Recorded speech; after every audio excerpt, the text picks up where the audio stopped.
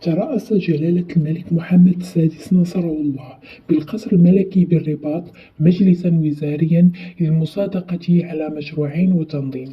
استفسر الملك محمد السادس نصره الله السيد وزير الفلاحة والصيد البحري والتنمية القروية والغابات حول الموسم الفلاحي الحالي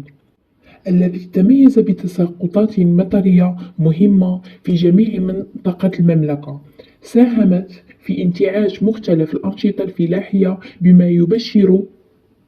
بآفاق واعدة في المحصول الفلاحي وتعزيز مخزون السدود حيث بلغ معدل سنوي 520 ملم بزيادة تقدر على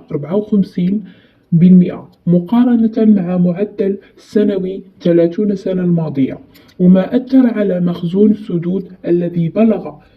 12.8 لتر مكعب بنسبة ملء 75%، وسيمكن من تغطية حاجيات سقي مياه للزراعة بما يبشر نتائج إيجابية للمحصول الزراعي.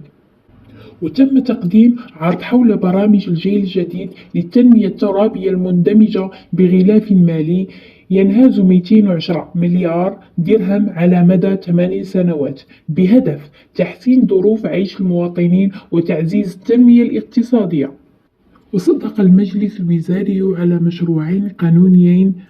مهمين: تعزيز الجهوي وتحديث منظمة تعيين في المناصب العليا، بالإضافة إلى مشروع مهم في المجال العسكري. وفي إطار تعزيز العلاقات الدولية تمت مصادقة على 15 اتفاقية دولية